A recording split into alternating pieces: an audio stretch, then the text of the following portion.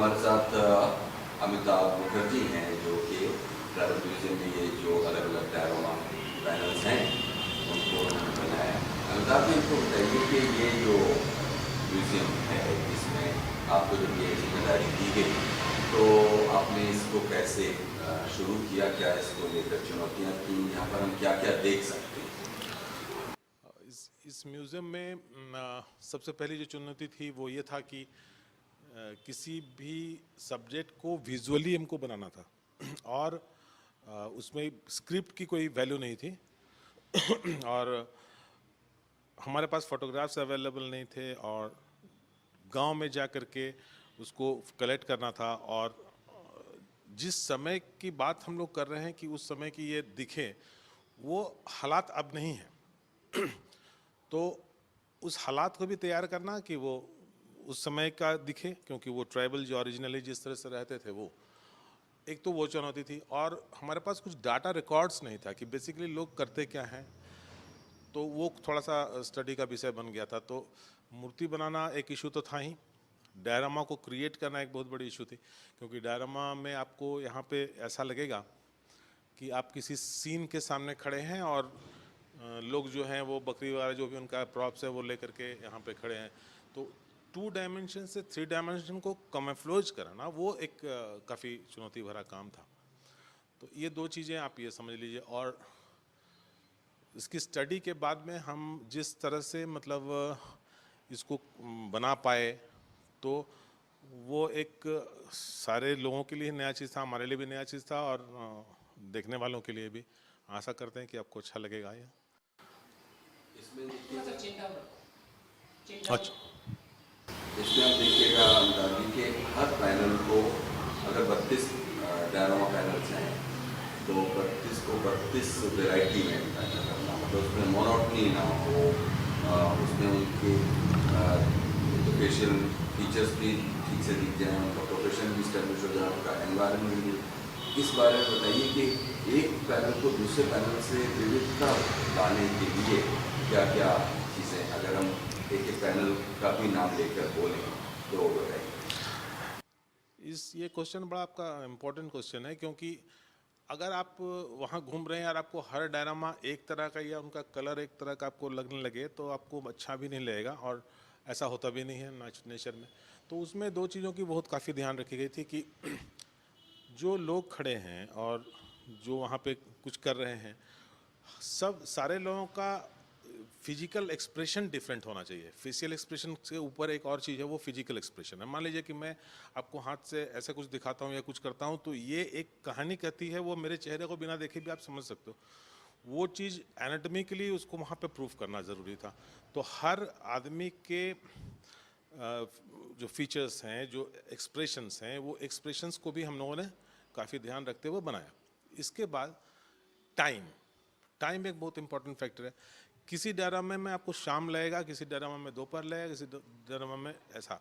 ये जो समय की जो बातें हैं, ये कलर और उसके लाइट के एम्बियंस के ऊपर में वो क्रिएट करने की कोशिश की गई। हमारे पास बहुत ज़्यादा रिसोर्सेज नहीं थे, क्योंकि मैं अकेला ही उसको बना रहा था और लाइट की जो एक्सपर्टाइज है उतनी मेरे नहीं है स्कल्पचर के अलावा। तो फिर भी हमने कोशिश की और लगभग वो कलर के थ्रू हम लोगों ने उसको अचीव कर लिया। ऐसा हमको लगता है कि आपको भी लगा होगा। तो ये चुनौतियाँ एक्चुअली, आपको एनाटॉमी की अगर जानकारी नहीं होगी तो कोई भी स्कल्पचर को आपको बनाने के लिए आप सक्षम नहीं हो पाएंगे। तो शायद कर पाया हूँ, ऐसा लगता है। इसमें अगर कुछ 4-5 ऐसे अलग अलग जातियों के, उनके ट्राइब्स के नाम लेते हुए, और उनमें क्या हम ऐसी चीज़ हमारी नज़र से हो सकता है मिस हो गई हो, लेकिन आप चाहते थे कि वो देखा जाए वहाँ उस पैनल में, वो क्या आपका अपना कंट्रीब्यूशन क्या है जो आप उस छोटे से एक लाइफ सेगमेंट को रिप्रेजेंट करते हुए उसमें आपने जीवंतता डालने की कोशिश की कुछ नामों के साथ? जैसे एक बहुत ही इम्पोर्टेंट ट्राइब है, वह है लोहार, जिसकी हर ट्राइब को, हमको, आपको, सारे लोगों को ज़रूरत पड़ती है, क्योंकि वो लोहा का काम करता है। और दूसरा ट्राइब है करमाली। विडम्बना ये थी कि दोनों ही लोहा का काम करते हैं और दोनों को विजुअल डायरामा के थ्रू हमको दिखाना था कि दोनों अलग हैं और कैसे हैं। ये एक हमारे लिए बहुत बड़ा चुनौती बन गया था, क्योंकि आप जो पहले कुछ सवाल हमसे किया कि सब आइडेंटिकल ना लगे, एक तरह का मोनोटोनी नहीं हो, वो नहीं है, क्यों नहीं है। तो काफ़ी पढ़ाई के बाद पता चला कि दोनों के लोहे के काम करने के थ्योरीज अलग अलग हैं।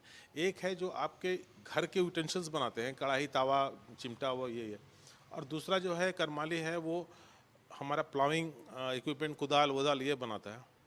तो इनको इन लोगों ने अछूत बना के रखा हुआ था करमाली को, और लोहार जो है, लोरा जो है, वो अपने साथ घुला मिला रहता था।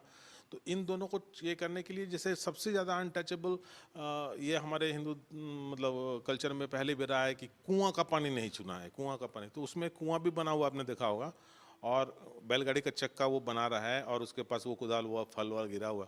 तो ये व्यक्ति अलग है, और इसके जो सामाजिक जो संरचना थी उसमें उन्होंने मतलब बहुत प्रॉस्पेरस उनकी लाइफ नहीं हुआ करती थी। तो वो चीज़ हम लोग के ड्राइनेस से वो जिससे कि आपको लगा है कि बहुत वेल टू डू नहीं है, ये चीज़ हमने क्रिएट किया। और इसकी कोई स्क्रिप्ट तो होती नहीं है, तो हमको खुद डेवलप करना पड़ा। और ये जो लोहार की जो बात कर रहा हूँ, तो ये जो है उसमें एक बहुत इम्पॉर्टेंट पॉइंट है कि आप देखेंगे सारे ट्राइब्स जो हैं वो अपने बनाए हुए कपड़े वो पहनते हैं, या फिर उनके गांव या आदिवासियों के द्वारा बना हुआ कपड़ा पहनता। इसमें जो कपड़ा वो पहनी हुई है, वो सिंथेटिक क्लॉथ पहनी। काफ़ी लोगों ने मुझसे सवाल भी किया कि सिंथेटिक कपड़ा ये ट्राइबल्स को क्यों पहना रखा है। तो हमारा कहना ये था कि गांव से वो लोहे के सामान लेकर के चला और वो बाज़ार में पहुंचा। बाज़ार मान लीजिए 25 किलोमीटर की दूरी पे है, तो वहाँ जा कर के अपने सामानों को बेचने के बाद अपने ज़रूरत की चीज़ों को वो खरीद करके वापस आता है। तो अब हम लोग भी कहीं जाते हैं तो उस जगह की किसी नायाब चीज़ को खरीदने की कोशिश करते हैं जो हमको फैसिनेट करता है, जो हमारे पास नहीं मिलता। तो ये जो लेडी या हस्बैंड दोनों गया वहाँ, तो उन्होंने खरीदा क्या।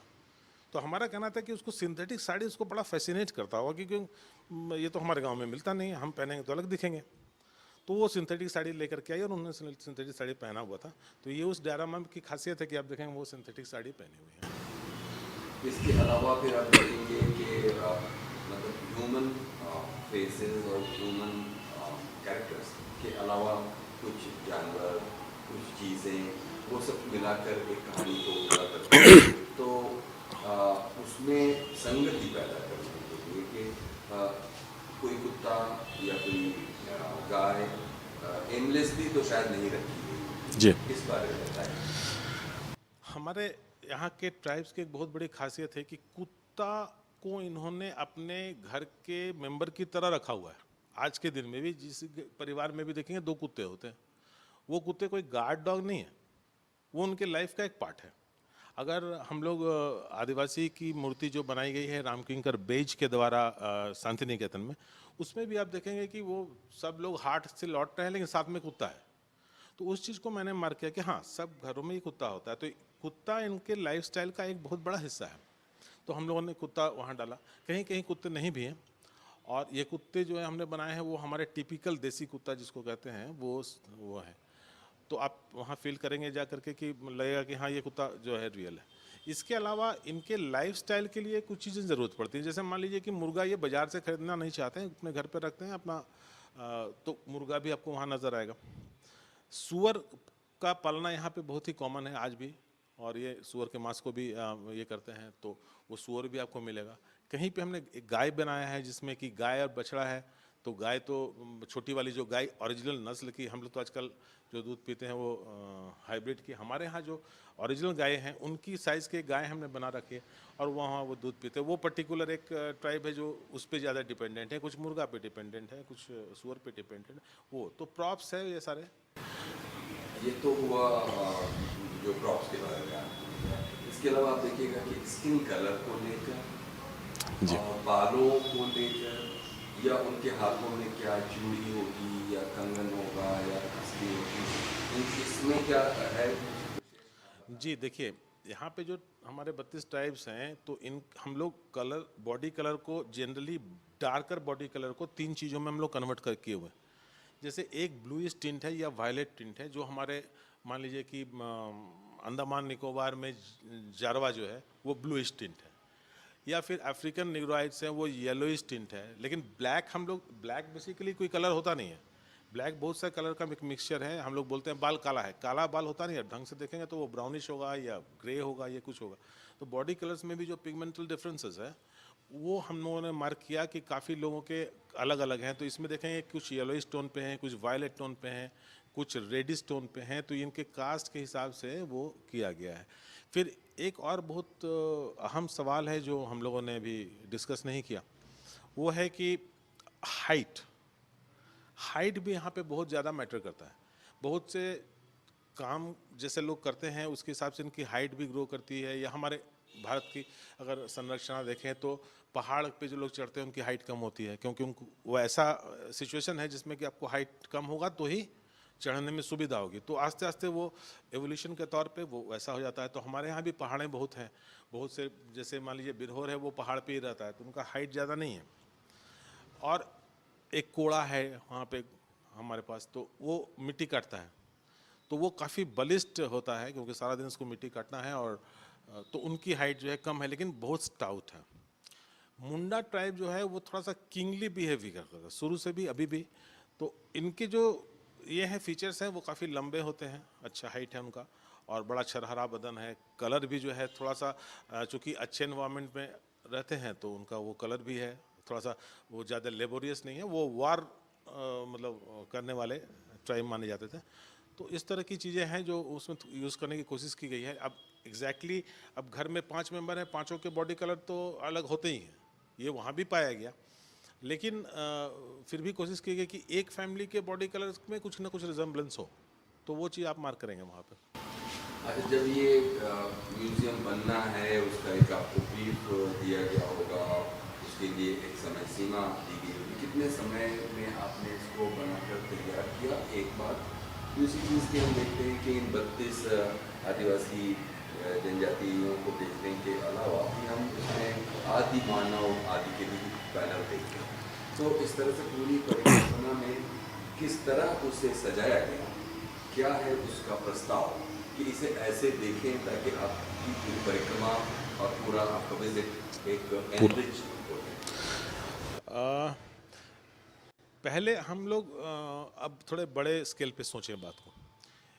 म्यूज़ियम में हम एंटर करते हैं, शुरू में जो दरवाज़ा है वो देखेंगे आप, एकदम पुराने लकड़ी से बना हुआ, कटहल के लकड़ियों से यहाँ दरवाजे बनते थे, जिन दरवाज़ों के बारे में कहा यह जाता है कि कुल्हाड़ी मार के भी काटा नहीं जा सकता अगर पका हुआ कटहल का दरवाज़ा है। तो हमने वहाँ पे जो दरवाज़ा पुराना उसको रिप्लेस करके कटहल का दरवाज़ा लगवा दिया, और उसकी जो टेक्सचर है वो काफ़ी पुरानी तरीके के हैं, वो आप पहला मार्क करेंगे घुसते के साथ। फिर जब आप अंदर घुसेंगे तो ये पूरा म्यूज़ियम एक सब्जेक्ट है जिसको हम लोग एट ए ग्लांस कहते हैं। तो एट ए ग्लांस एम्बियंस जो आपके ब्रेन पे प्रेशर डालेगा वो ये है कि हाँ, एक ट्राइबल एनवायरनमेंट में आ गए सडनली, एक कंक्रीट बिल्डिंग के अंदर में एक ट्राइबल एनवायरनमेंट। तो ट्राइबल एनवायरनमेंट में एक चीज़ हम लोग ध्यान रखें कि जितने भी ट्राइबल्स हैं ये ऑर्गेनिक मटेरियल्स पे ही अपना ज़िंदगी गुजारते हैं। जैसे पेड़ के लकड़ियों से खाना बनाते हैं, पेड़ के टहलियों से पिलर बनाते हैं, उनका छत बनाते हैं, मिट्टी से कपड़ा बनाते हैं, छत बनाते हैं, सारे मटेरियल्स ऑर्गेनिक हैं। ये सारे, मैंने अगर कहा जाए ढंग से तो इको फ्रेंडली मटेरियल्स सही में ही लोग यूज़ करते हैं। तो वो मटेरियल्स को हमने, चूँकि इमिटेशन था, ये ओरिजिनल मिट्टी का तो हो नहीं सकता, मिट्टी का दीवार का एक प्रारूप हमने वहाँ पे पैदा किया, तो आपको एक पूरा वो एनवायरनमेंट जो है वो ऑर्गेनिक मटेरियल फीलिंग ला देगा। इसके बाद हम लोग पार्ट पार्ट देखना शुरू करते हैं। आपने एक सवाल बड़ा अच्छा किया कि ट्राइबल म्यूजियम में इन आदिम जातियों का क्या काम। हमारा ये कहना था कि साइंस की डेवलपमेंट हुई और हम लोग काफ़ी आगे बढ़ गए, बहुत चीज़ें हम लोगों ने देखी, लेकिन एक चीज़ तो ज़रूर हुआ, सबसे बड़ा इन्वेंशन अगर वर्ल्ड में हुआ मेरे हिसाब से तो वो था व्हील का इन्वेंशन। चक्के के इन्वेंशन के बाद में बहुत चीज़ें बदल गई। तो चक्के को बनाने के लिए जो चीज़ पहले यूज़ किया गया था वो था लॉग्स के ऊपर में सामान रख के उसको रोल कराना। उसकी जो मूर्ति आप देखेंगे वहाँ पे वो लॉग्स को रोल करा रहे, एक बहुत बड़ा इम्पोर्टेंट। दूसरा, खाना बनाना हम लोगों ने सीखा। वो कैसे सीखा, हमारे पास आग आ गया। आग को उस समय आज की तरह माचिस जला के तो होता नहीं था, उसको आइदर तो प्रिजर्व करके रखते थे सालों साल, कभी बुझ गया तो फिर उसको नया ढंग से करना। तो आग जला के खाना पका रही है, ऐसा एक हमने एक आदि, ये काफ़ी प्री हिस्टोरिक मैटर्स है जो हमारे ट्राइब के साथ कुछ लेना देना विशेष नहीं है। लेकिन उस समय को मैंने लाना। थर्ड था ट्रांसपोर्टेशन सिस्टम। चक्का बन गया तो हम लोग ज़मीन पे तो चलने लगे, पानी का क्या होगा। उस समय राफ्ट बनाए, राफ्टर्स इसको बोलते हैं, और वो पानी पे वो केला के पेड़ को बांध के या बांस को बांध करके फिर हम लोगों ने उसको भी एक अपने परिचालन का एक साधन बना लिया। ये 3 वहाँ पे काफ़ी इम्पोर्टेंट है। चौथा है कि जो आदमी का एवोल्यूशन हुआ, पता नहीं वो बहुत ज़्यादा ऑथेंटिक तो अभी भी नहीं माना जाता है, लेकिन जितना को ऑथेंटिक माना गया है वो मूर्तियाँ हमने बनाई है कि कैसे आस्ते आस्ते 4 पैरों से आदमी 2 पैर पे खड़ा हुआ और मॉडर्न स्टेजेस में पहुंचा। जब मॉडर्न स्टेज में पहुंचा तो 2 पैर पे खड़ा होकर सही हो गया, तो फिर उसके बाद फिर tribes and non tribes and this and that Europeans, ये अलग अलग चीज़ें होती रही। तो ये चीज़ को हम लोग दर्शाने के लिए उसको उसमें मैच किया गया। उससे ये पता चलेगा कि पहले से कितने डेवलपमेंट तक हम लोग पहुँचे हैं अभी तक। और आखिर में हमको बताइए कि आपने ये तो बना दिया, एक उसमें बहुत सारी कल्पना और उसमें आपका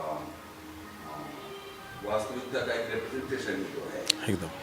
लेकिन खुद जब ये समुदाय इस म्यूजियम को देखते हैं, ऐसा कोई अनुभव है आपके पास कि किसी ने देखा इस म्यूजियम को और उससे कन्विंस हुआ या उसने उसका विरोध किया? मतलब मेरे लिए तो उसको जज करने का कोई तरीका नहीं है, मेरे लिए तो वो एक मूर्ति और एक एक्सपीरियंस है, लेकिन जिसका जीवन दिखाया उसने जब उसे देखा तो क्या बोला? नहीं, देखने का तो मेरे ख्याल से काफ़ी बड़े बड़े जो आदिवासी समाज पे रिसर्च करे हुए हैं वो लोग भी आते जाते रहते थे। और सबसे इम्पोर्टेंट है कि जब बन रहा था तो उन लोग का आना जाना रहा, तो उन लोगों से काफ़ी सजेशन हमने लिया, क्योंकि उस ट्राइब से तो मैं बिलोंग करता नहीं हूँ, लेकिन उनका जो बेसिक सब्जेक्ट्स है उससे उनको कुछ कुछ मिले। जैसे एक चीज़ आपको मैं बता दूँ, स्वर्गीय रामदयाल मुंडा जी थे, वो आए तो उनसे मेरी बात होने लगी, तो वो बोले कि अमिताभ ये बताइए कि ये जो औरतें जो साड़ियाँ पहनती हैं, तो आपको मालूम है साड़ी का क्या है डिज़ाइन? हमको मालूम नहीं था। देखेंगे वो पाड़ में जो है वो लंबे लंबे बॉर्डर्स होते हैं, तो हमारे लिए तो डिज़ाइन है, शायद बहुत ट्राइबल्स को भी मालूम नहीं होगा ये बात। तो उन्होंने कहा कि देखो ऐसा है कि इसमें 2 मोटी लाइनें हैं जो घर के सबसे बुजुर्ग हैं उनके रिप्रेजेंटेशन में दिए गए हैं। उसके बाद उसके ऊपर में 3 मोटी लाइनें हैं जो उनके कितने बेटे हैं उनका परिचय है, और नीचे में 3 हैं वो कितनी बेटियां हैं और उनके बाल बच्चे कितने हैं। तो वो साड़ी के फॉल को देख के अगर आपको जानकारी है तो उसके घर में कितने मेंबर्स आप ये बता सकते हैं। इस बात की जानकारी हमको थी नहीं, और वो कपड़ा हमको मिलता भी नहीं, अब उसका रिप्रेजेंटेशन हमको क्या पता कि किनके घर में कितना है। तो ये छोटी छोटी जानकारियाँ थी जो बहुत इंपॉर्टेंट है, जो हम लोग अभी भी नहीं जानते हैं, रिसर्च का सब्जेक्ट बना हुआ। तो उन लोगों का आना जाना काफ़ी रहा और किसी ने भी अपोज नहीं किया और काफ़ी सराहना हुई। और अभी तो ये कहा जा सकता है कि शायद जिस एनवायरनमेंट के लिए को दर्शाने के लिए वो बना है वो शायद वहाँ पे मिल जाता है लोगों को, और काफ़ी बाहर से भी लोग आते हैं, मेरे को फ़ोन भी करते रहते हैं।